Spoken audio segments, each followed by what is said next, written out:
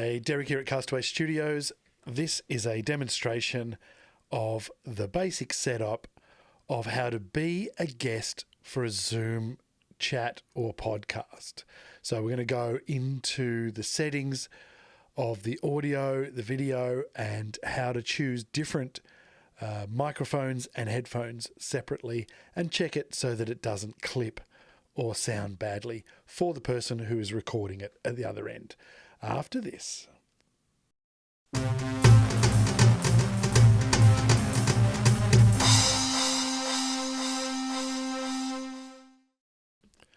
All right, straight down to business. Here is my desktop, and I'm going to open Zoom. So there it is.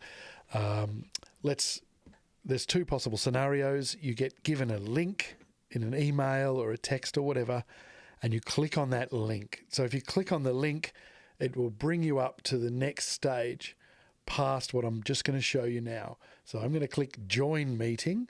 So that should give you this dialog box here, which gives you the choice of typing in the meeting ID or name that they have given you.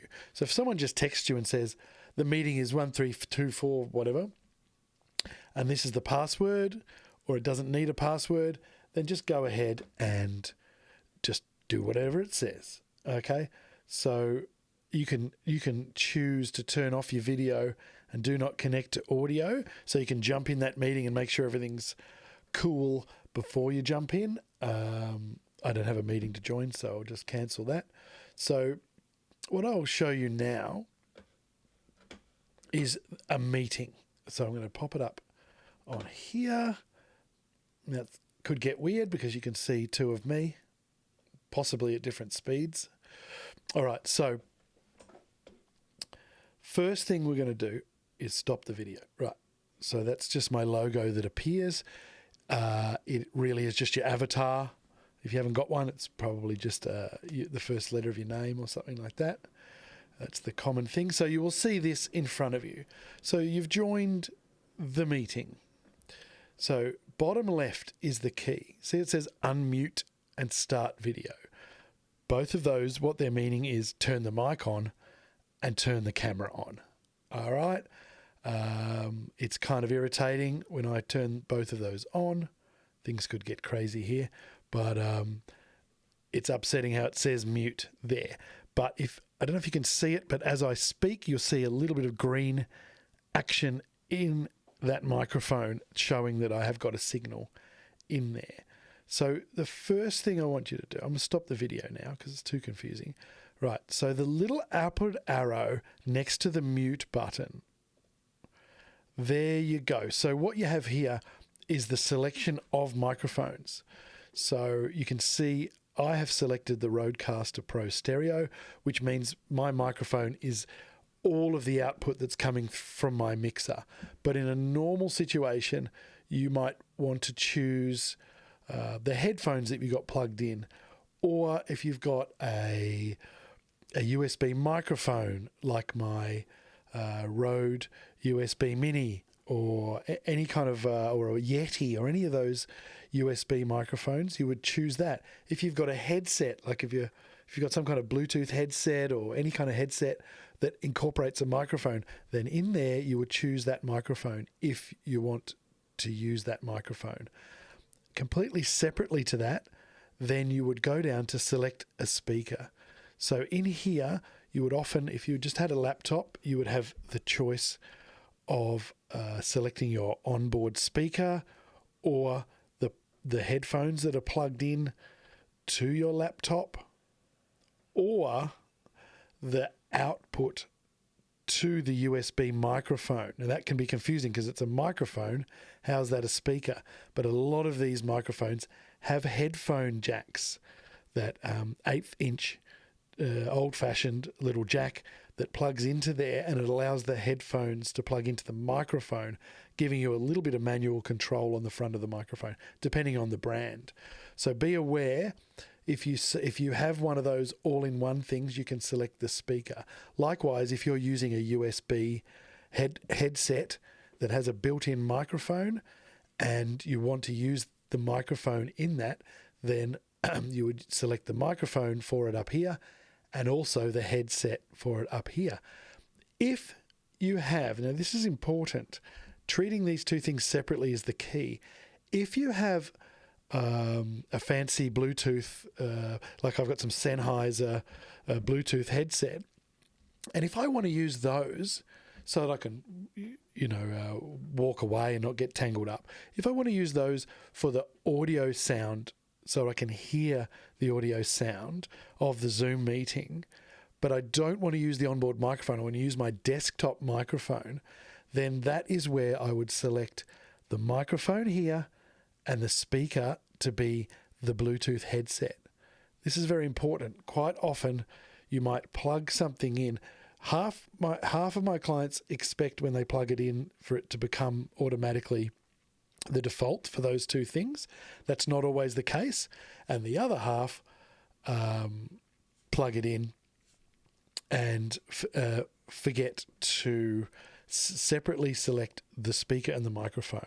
So you can have a beautiful $300 USB microphone sitting in front of them, but if it's not selected right, we're actually getting the audio from a headset or the laptop. I can usually tell when I'm recording, but it's important to know that difference. This is huge. The next important thing is down the bottom of this. So we've got select a microphone, select a speaker, and go right down to the bottom of that and click audio settings. All right. So what do we have here? So audio.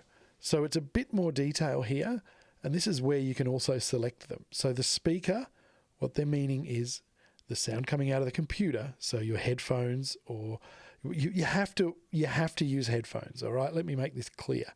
If someone's asked you to be a guest on their show, recording, podcast, whatever, then you have to wear earphones, because what happens is the software, say Zoom in this case, the software will be trying to filter out the audio that's coming out into the room and reflecting around the room from your laptop speakers or whatever it is, and removing it using software from what's going into the microphone. And we don't want to put any of that pressure. We'd rather have just the raw sound of the microphone being recorded. We don't want that extra pressure, and you've got that chance of glitches and a robotic, unusual sound here and there. It's perfectly fine for a conference because you just need to be heard and understood, but it's not fine at all for a recording. You need to have headphones so that the sound that's coming out that you're listening to is not being distributed around the room. Very important. All right, so here we are. The speaker, meaning headphones in your case, make sure it's selected right, and then you can adjust the level there. That's your comfort level. That doesn't change the recording. That's just what you're hearing, okay? This is the key. Microphone. Often, it would be already ticked automatically adjust volume. Untick that, please. Okay, make sure it is your microphone that you want to use up here, and then ensure that that is turned down to the lowest level that people are still comfortable hearing you and engaging with you. Okay, the reason being is if we do, quite a lot of people will sit here and the level will be there, and they'll go, okay, this is me now. She sells seashells by the seashore. How's that? Testing 1 2 1 2 1 2, and then they start the show, and within a minute they're going rah, rah, rah, rah, rah, and yelling and carrying on, having a great time. That will clip. In a normal situation in the studio, I'm onto that, and I'm turning the gains down and sorting it out in time. And also in studio recording, when you clip, you lose some information at full volume. There are ways of sort of making it less painful to the ear. It's not desirable, but it's not the worst thing in the world. But when you're using Zoom software, a clip, because it's designed for people to comfortably talk in groups and just the best possible way to get a group together without it being chaotic, when it clips, it dips as well. So you will lose the word. It will go quiet and sound weird. So it's not about losing a bit of information at the top of the volume. It's about losing the whole end of the word. So it's very important that quieter rather than louder, because someone is recording this and they will then edit it and they will be able to build up the volume again in their own terms rather than on the terms of a piece of software that's under a huge amount of pressure. And it's incredible how they do it, but it's under a huge amount of pressure to transfer all this information live and then record it. So please get that volume down to a level so that when you're carrying on, it does not clip. All right. Some of these settings will be because I'm hosting the meeting and you might not see them, but I would suggest that is your main thing. That is the settings. You can go to video. If you struggle and you've turned it on and you haven't got your video camera, remember there are several choices. I've got to be careful here because I'm recording this in OBS using this camera, so I need to be very, very careful what I do there. But there's plenty of cameras around this room that I can choose from, and it may be the one that's the one that's being used right now. So there you go. Touch up my appearance. Now I wouldn't have that in my studio, but it does kind of takes 5 years off your age and just makes it a bit more pleasant on the eye. Remembering that this software is designed to make a communication easier and more pleasant and less painful, whereas we're using it to record information. Alrighty, that should do for now. So please remember, headphones, critical. You must have headphones. Proper microphone, the best microphone you can get. Test them all. Get someone to come in the meeting early. Test them all. You found out how easy it is. You click down here and you test them all. So you might say, all right, I wonder if the built-in microphone on your Logitech 922 webcam is better than the one on your MacBook Pro. Yeah, it will be probably. So you don't necessarily have to be using that camera, but if it's plugged in, it's a little hack there. If you've got a webcam, you can use your MacBook Pro for your Zoom meeting visuals, and you can use the webcam right up over here nearby, so it can get most of the signal. Because proximity is the key. If you're in a normal room in a normal house or a kitchen or whatever, please don't sit there this far from a microphone, right? And because that microphone is picking up your voice and a stack of reverb from all over the room and every little sound of your neighborhood. So the closer you can get, even with this is how close I have my dynamic microphones. But if you've got a little domestic microphone, let me show you something. Here's one I prepared earlier. So this is a Rode USB Mini.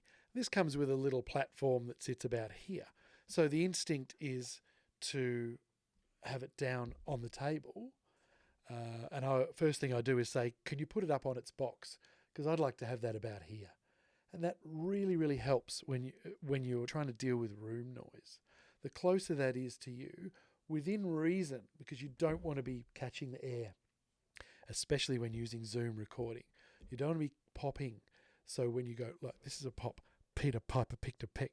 See it, just kind of the airflow gets into the diaphragm. So I don't want it to be in line with your voice. I'd rather the diaphragm was pointing at your mouth and you were talking past it to the screen or the camera or whatever.